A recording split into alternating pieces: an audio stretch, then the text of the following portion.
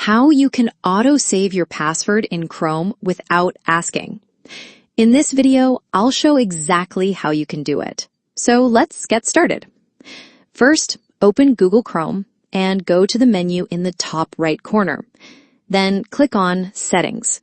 Now, look for a setting that asks if Chrome should offer to save passwords. If it is turned on, turn it off. This will stop it from asking every time. Next, go back to the home page of Chrome and open the About Chrome section. Here, make sure your Chrome is up to date. If not, Chrome will update itself when you open this page.